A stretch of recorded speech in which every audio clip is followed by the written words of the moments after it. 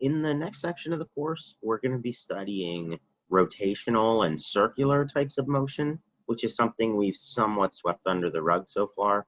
The first thing we need to do before we do that is to go back to square one of talking about the terms and the definitions describing motion.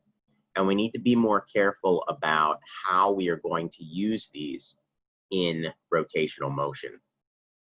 Because the terms that we're used to using, like position, velocity, acceleration, you can use those in circular motion, but it gets confusing fast if you try, because you're trying to put, you know, a square peg into a round hole, so to speak, and it's not really what those terms were meant for. So there are specialized terms that work much better for rotational motion, but we need to know how to use them first of all. So that's what this video will be about. So our first variable describing motion was the position of an object, x. And the meaning of position, remember, was it goes from the origin of your coordinate system to the object's present location. And that is called the object's position. And the symbol we use to denote position is, of course, x. I'm going to be in this video a little bit evasive about vectors because I don't want to fully get into vectors for rotational motion. But so let's just call it x and not worry about the vector part really. So that's position. How do we deal with position in circular motion? So the problem with position in circular motion is, let's say that we have an object here and it's going around this circle counterclockwise. The position is going to be measured along the perimeter of the circle like this. And so it's going to be an arc, first of all. And second of all, you know, it's not quite going to make a lot of sense, because if we were to do this just brute force with the position vector, what we would end up with is, you know, a bunch of vectors here that point to the object's location at different times, like this. This would be the object's position vector. And so you can see that vector is going to sweep around in a circle. It's always going to have the same magnitude, which would be the radius of the circle, but it's always at a different angle. It's always at a different angle here, theta,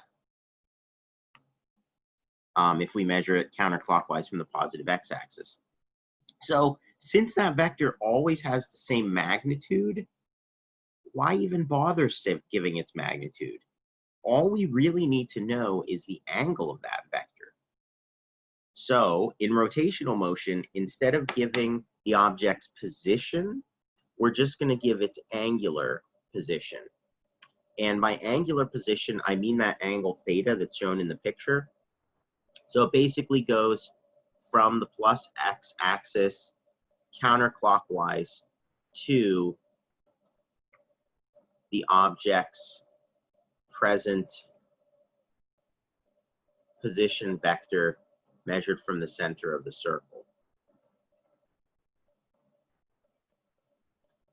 Just like what's shown in the picture there. And this, of course, is just going to be called theta, as you can guess. So we're going to replace the idea with actually tracking the object's position x with tracking its angular position theta. And as you can see from the picture, from what I was saying a minute ago, those are actually equivalent to each other, because if we know that the object is on a circle, its angle tells us unambiguously what its position is anyway, because we know that the magnitude of the position is just the radius of the circle. So when it comes to the old variables of motion, the next thing introduced was the displacement vector.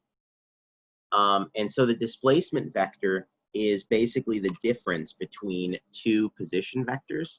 So this was delta x equals x final minus x initial. we are going to hold on to the same concept here, except apply it to the angular variables. So we're going to have angular displacement, and the angular displacement is, of course, going to be delta theta is theta final minus theta initial. So instead of tracking how far did the object move, we're going to be tracking what was the change in the angle of that arm sweeping out the circle. And that will tell us how far the object moves because it'll map out two different points on the circle that we can compare to each other. Okay. Next up, velocity. In the regular old translational motion that we were talking about earlier in the course, we had the concept of velocity. And this told us in which direction is the object moving and at what speed. So we are going to have a similar concept in rotational motion. But as before, if we think about this in a circle, the velocity is not going to be so convenient anymore. So for instance, let's say that the object is located at this position, moving counterclockwise around the circle. As we learned earlier in the course, that would mean that its velocity vector is going to be tangent to the circle.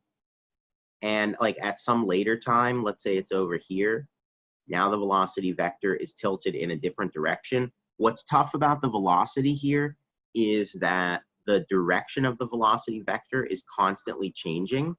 So even if we have a constant speed motion, the velocity is actually still quite complicated because even at constant speed, the direction of the velocity vector is constantly changing. So wouldn't it be great if we had a way of mapping out velocity that didn't constantly rotate around in that way? So to accomplish that, we have something called the angular velocity. As you can see, the terminology is not very difficult here. The angular velocity is always represented as lowercase Greek letter omega, which is shown there. So it's kind of like a curvy W. The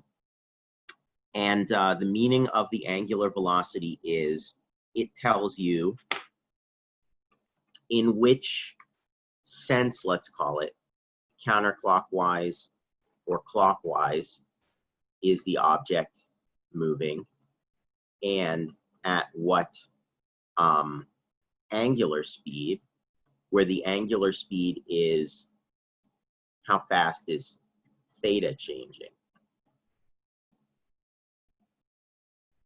Okay, so the sign of the angular velocity tells you whether it's moving counterclockwise or clockwise. Normally counterclockwise is a positive angular velocity and clockwise is a negative angular velocity.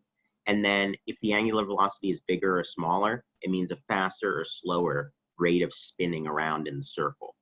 And so that tells you, if you picture like this arm that I drew up in the top picture, the position vector rotating around as the object is moving, it tells you, is that rotating really quickly or is it rotating very, very slowly as it goes around in a circle? So that's what the angular velocity is telling you, how fast that angle theta is changing and whether it's going clockwise or counterclockwise. And lastly, we have the acceleration, which tells you how is the velocity changing. And that means both how is the direction of motion changing and how is the speed changing.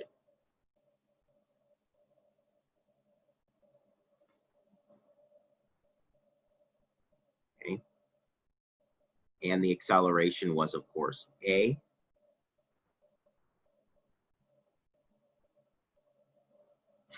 So how we deal with acceleration, well, first of all, the acceleration is very confusing in rotational motion because as we talked about previously, the acceleration has to capture the fact that the object is rotating, because acceleration equals 0 means the object is traveling in a straight line. So just by virtue of the fact that this object is moving on a circle, it automatically has an acceleration. So even if it's moving at a constant speed, it has an acceleration, which is not so convenient for us.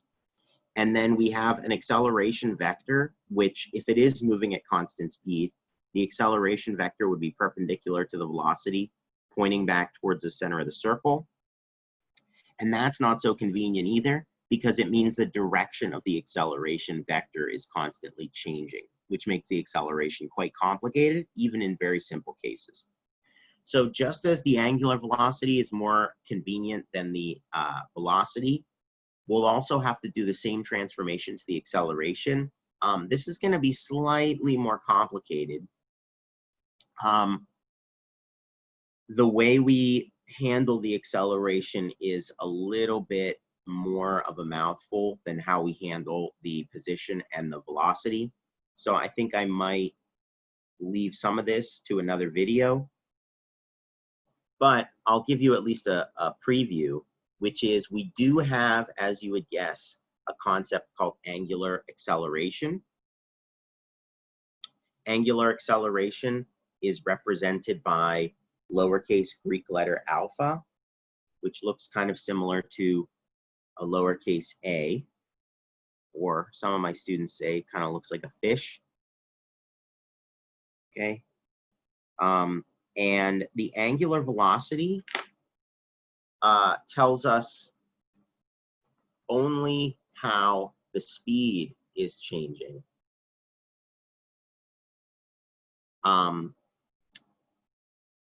It doesn't give information about how the velocity vector is changing. It does have a sign.